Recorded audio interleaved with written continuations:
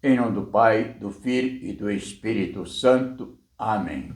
Ave Maria, cheia de graça, o Senhor é convosco. Bendita sois vós entre as mulheres, e bendito é o fruto do vosso ventre, Jesus. Santa Maria, Mãe de Deus, rogai por nós, pecadores, agora e na hora da nossa morte. Amém.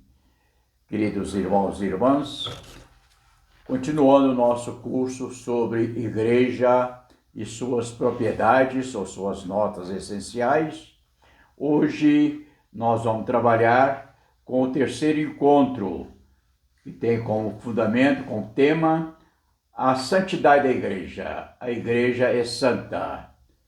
Nós trabalhamos já com o que é a igreja, a assembleia, a sua primeira propriedade, que é una, e agora trabalharemos com a santidade, a igreja é santa.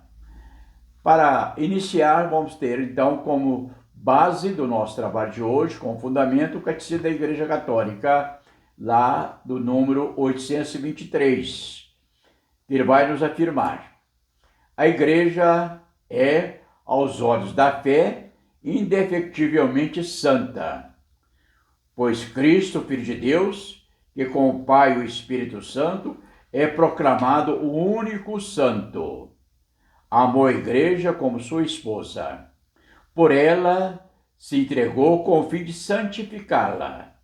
Uniu-a a si como seu corpo e cumulou-a com o dom do seu Espírito Santo, para a glória de Deus Pai. A igreja é, portanto, o povo de Deus, e seus membros são chamados santos. Assim, nessa colocação do Catecismo da Igreja Católica, nós vemos a santidade, a essência da santidade da igreja, ou seja, origem do próprio fundador, o Cristo, e que nós também somos chamados a essa santidade. Vamos ver então, primeiramente, a igreja, porque ela é santa, nessa medida que é dada. A igreja então é absolutamente santa, não se nega. A igreja é constituída de homens, é claro. Por isso, a santidade inclui essencialmente a resposta livre que os santos, por vocação, dão ao chamado de Deus para o recebimento de sua graça. Ou seja, igreja santa, nós pecadores, como vamos ver, e somos chamados a receber essa graça para nos santificarmos. Há uma dialética entre aquilo que é dado por Deus e o que é recebido, o realizado pelos homens. O que é dado está na origem do doador, emanada dele. É o que e o que é recebido está na aplicação e vivência do agraciado, aquele que recebe a graça.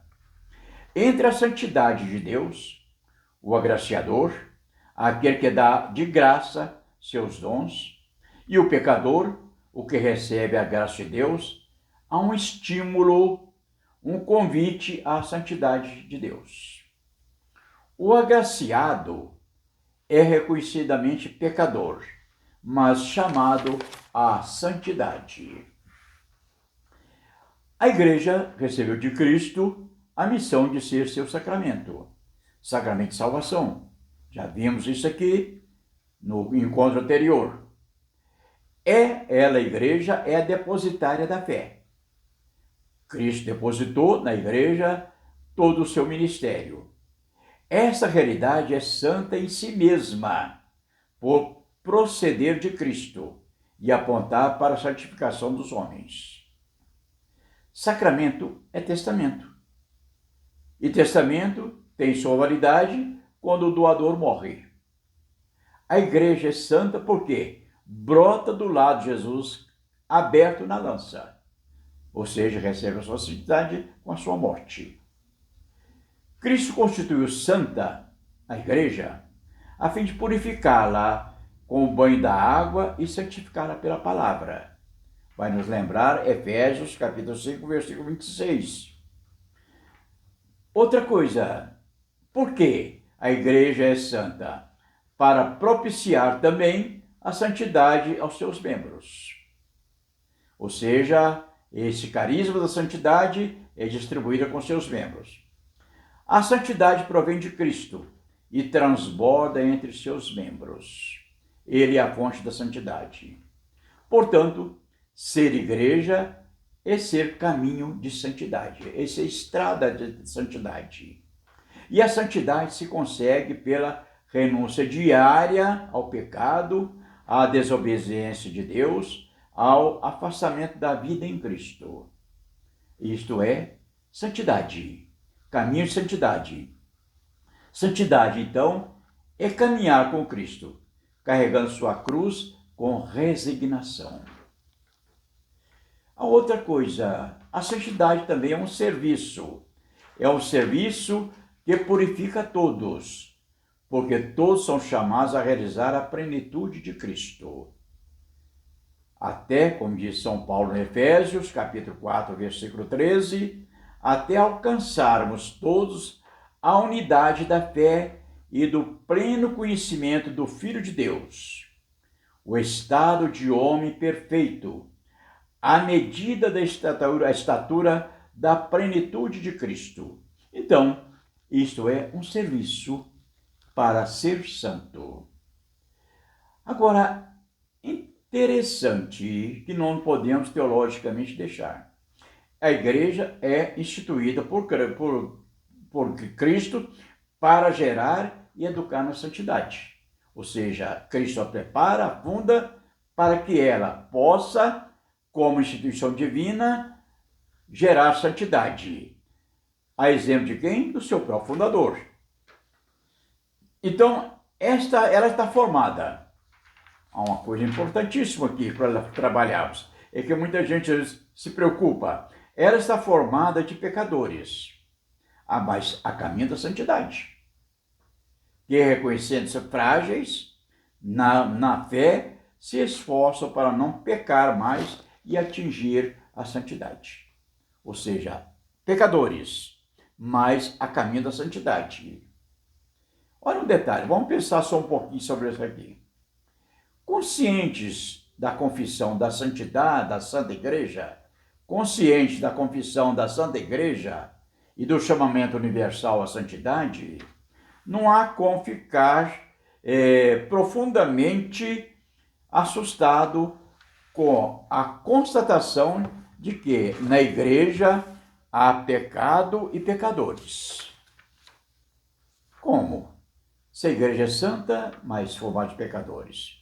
Vamos continuar aqui o nosso Walter Casper.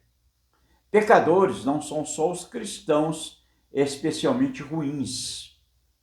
Pecadores somos todos nós. Não é de hoje que isso é assim. Isso foi desde o começo. O próprio Cristo já falou do joio no meio do trigo, lá em Mateus capítulo 13, versículo 24 e versículo 40. E dos peixes bons e ruins que ficaram presos na rede do discipulado. Também Mateus 13, versículo 47 a 50.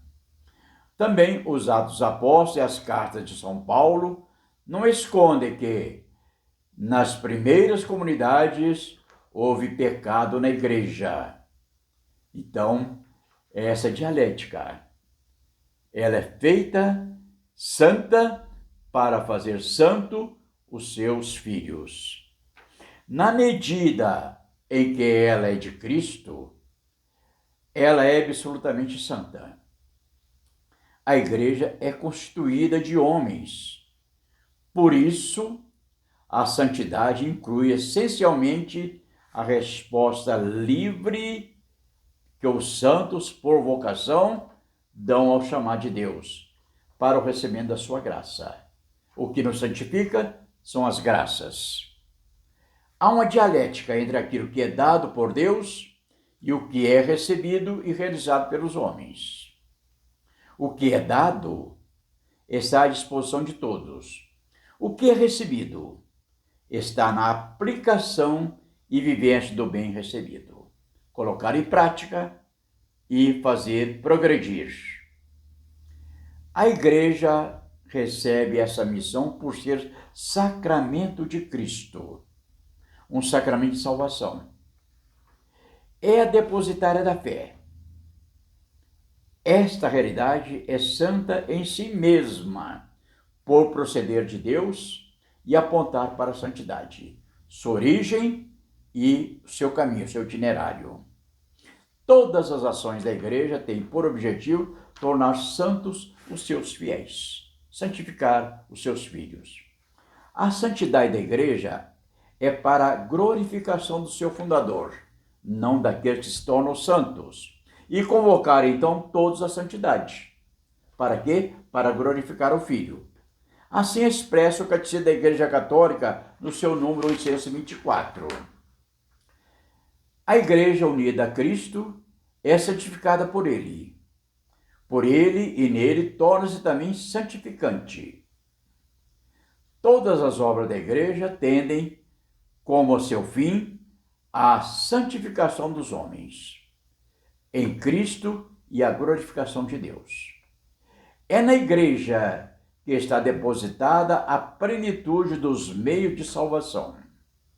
É nela que adquirimos a santidade pela graça de Deus. Nossa vocação, ser santo. Aonde que nós nos alimentamos com essa vocação? Na igreja. Por quê? Porque foi Cristo que a fundou e Cristo depositou nela os meios de santificação. Quando se fala de santidade da igreja, está em mente a exigência da perfeição de seus membros, do povo de Deus. O Antigo Testamento diz que Deus escolheu para si, por pura graça, um povo santo. Nós vemos isso aí lá em Êxodo, capítulo 19, versículo 6. Também em Deuteronômio, capítulo 7, versículo 6. Deuteronômio, capítulo 14, versículo 2. Essa escolha indica a separação dentre todos os povos para adorar exclusivamente um único e santo Deus. A nossa vocação, a santidade, ela sintetiza, ela se conclui em adorar o Deus único e verdadeiro e santo. A santidade, meus irmãos e minhas irmãs, é um dom, é dado de graça, mas é também uma atribuição, ou seja, uma obrigação, uma obediência. A santidade é um desafio para corresponder ao que é a igreja, ser santo como ela. No Antigo Testamento, a insistência à santidade. Podemos lembrar, sede santos, porque eu, vosso Pai, sou santo. Nós temos lá em Levítico, capítulo 11, versículos 44. Nós temos também lá em Levítico, capítulo 7, versículo 20, versículo 7, versículo 6. Ou seja, essa atribuição à santidade, uma escolha. O Novo Testamento também retoma essa exaltação. Sede perfeitos como vosso Pai Celeste é perfeito. Lá em Mateus capítulo 5, versículo 48. Ou seja, perfeição, santidade. Para concluir, queridos irmãos e irmãs, a santidade da igreja se expressa na caminhada à santidade de seus filhos. Ou seja, ela nos ensina como chegar a ela, como fazer parte dela, que é exercida no amor ao próximo e a Deus. Manifestada por obras de misericórdia, que nós temos essa aí, recomendação, lá em Lucas e em Marcos também. Assim nós terminamos nosso terceiro encontro com a santidade da igreja. É um estudo superficial, sem aprofundamento teológico, mas reforça a nossa fé. Nós sugerimos que, como sempre, baixe o texto que está lá também, junto com o áudio, e nele vocês vão ter a oportunidade de pesquisar algumas citações, conferir e fazer uma reflexão mais detalhada, mais profunda. Pedimos também que comente com seus amigos, espalhe, convidem para ser também esses seguidores, serem participantes deste curso do nosso canal do YouTube, ou seja, nos acompanhando, dando seu like e fazendo parte dessa equipe da igreja que caminha para a santidade. Fique em paz e que Deus abençoe a todos. Em nome do Pai, do Filho e do Espírito Santo. Amém.